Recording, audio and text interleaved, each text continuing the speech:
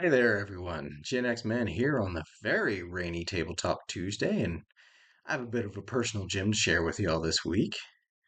This is Old Gods of Appalachia by Monte Cook Games. It's based on an Eldritch horror podcast put out by Cam Collins and Steve Shell. Link in the description below. I recommend it. It's quite creepy and very authentic. Many people will feel the isolation and creeping doom starting to infect them listening to this podcast, but honestly, me being from the backwoods of Appalachia, it just made me smile and nod. I love a good ghost story, and these folks spin a grand yarn. Even more of a treat, they're talking about places and things that feel tremendously familiar to yours truly. But I've yammered on enough. On to the review. After the podcast had really taken off, Monte Cook's Games put out a call on Kickstarter to try and get the RPG off the ground. They ended up raising over $2 million on a $50,000 goal, so yeah, people wanted this thing in print. The hardcover, like I have, doesn't seem to be available too many places at this point. There's nothing on Amazon. There are a couple auctions on eBay going for over $80, upwards of 200. Yikes. But the PDF is available at Monte Cook Games for relatively cheap, so if you don't mind PDFs or if you have access to a printer, you can still experience this. The book is over 400 pages, just jam full of painstaking, authentic detail about Appalachia from the 1900s. It's fascinating to me personally that there's this warm, welcoming hospitality to every page. That's very familiar, and it is seamlessly coupled with the insidious horror of the Hollers. And to me, that is very Appalachia, at least where I grew up. I mean, yeah, growing up, me and my cousin and my best friend and such, we would drive around and we would joke about how there was an old god that slept underneath where we lived. And we still believe that. But anyway, Chapter 1 provides a very brief overview of the game's background and its overall intended tone. Chapter 2 provides a quick, easy to digest description of the game's mechanics, which, as I understand it, is a hallmark of all Monte Cook games. It's called the Cipher System. Having not played any Monte Cook games, I'll simply have to take the word for it. Thus endeth part 1 of the book at only 2 chapters and about 15 pages. Part 2 of the book delves into the usual RPG structures. Chapter 3 details character creation. Chapter 4 dives into character type, which is character class for those of us not intimately familiar with the Cipher system.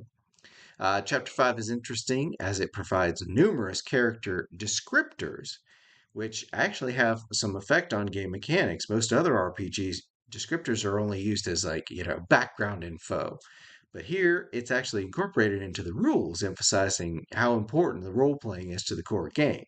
And I like that. That being said, I've seen numerous, house rules over the years people have provided that do exactly this. But this time we actually have the ruling right there in the core rule book, so that's nice. Nice, nice. Chapter 6 goes into character focus, which, if you want to think about it, the way the book presents focus is the verb of the sentence. Quote, I am an adjective, noun, who, verb. So in English, I am a dwarven barbarian who rages. So your focus is the raging. So, yeah, your focus is what you do, what your purpose is in life. That's another detail I found interesting, as it also has in-game effects. Chapter 7. Chapter 7. This is one of the chapters that I absolutely love in this book. It makes it worth the price tag.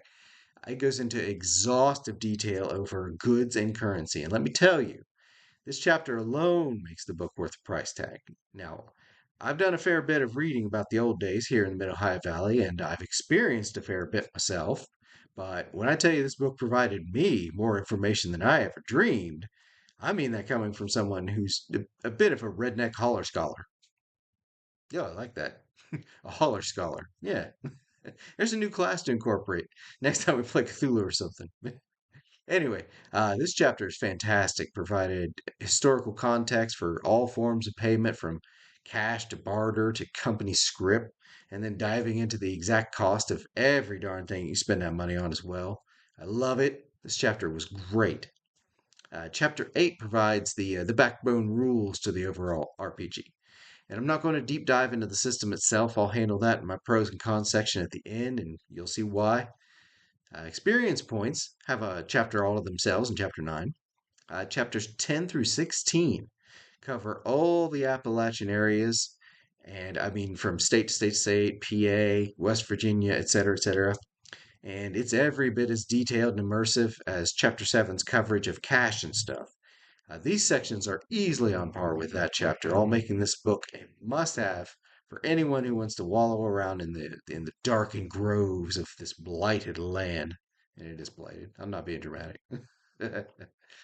Chapter 17 is a deep dive into how to run the rule set, while Chapter 18 covers single-use magic items characters will gain during play called ciphers. Multi-use magic items are covered in the next chapter and referred to as artifacts. Chapter 20 is your monster manual, and also one of my favorite chapters in the book. The beasts herein are creepy and they're atmospheric, and I felt very at home reading about them. Any one of them could have been the boogie monster that waited to leap on me out of the shadows of the woods all those decades ago when I was cranking the satellite dish alone at the edge of the property, staring out into the dark, being like, what's out there? Well, this chapter has some very good idea of what's out there, and it feels very authentic and just very immersive. I really dig this. Chapters 21 and 22 provide a pair of adventures if you just want to pick something up and go and not waste time coming up with an adventure on your own. And it also provides some structure and kind of guidance when you do make an adventure on your own. So it's very helpful. Yeah, I paid $70 when I first got a copy of this years ago. Was it worth it? Yes, but it's a double-edged sword. There's an asterisk on that yes. The immersive information provided within this book is what I, an amateur, have been able to. It's beyond what I, an amateur, have been able to compile about the old days in Appalachia. So the scholars that put this together are very, very good. That alone makes me speak very highly of the quality of this book. Like I don't even know how much you're going to spend on your own trying to compile all the information they presented here. It would be a lot. Plus, the atmosphere of the whole Haunted Appalachia is spot on. And I will absolutely be using their tips, tricks, and insight when running scary games around here. I love the monsters, love the setting, love the historical accuracy and information, and very much love the feel and presentation of it all. So yeah, this alone is worth $70 if you ever plan on setting a game around here. The part that I don't jive with, and this is probably just me, is the system. I confuse the crap out of them. And I've done a couple, I've sat down a couple times trying to feel my way through it. And that's coming from somebody who sat down and learned the Fantasy Flight game, Star Wars rules say.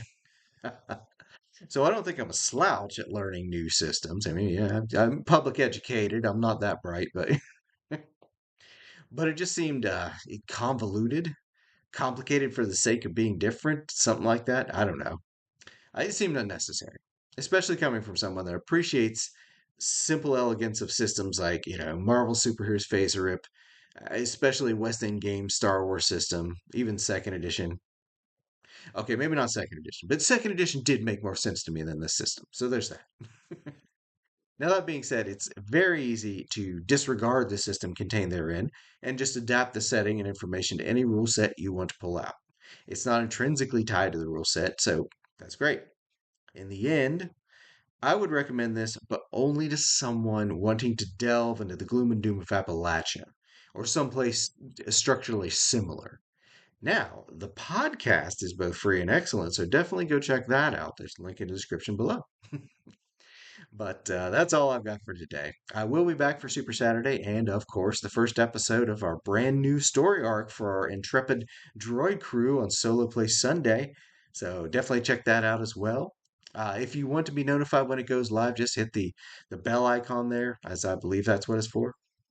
And if I put a smile on your face, please consider giving me a like, maybe a subscribe. It helps the channel out a ton, and I personally appreciate everyone clicking on this here video, joining me for this YouTube journey, and I hope I'll see you all again in the next one. Have a good one.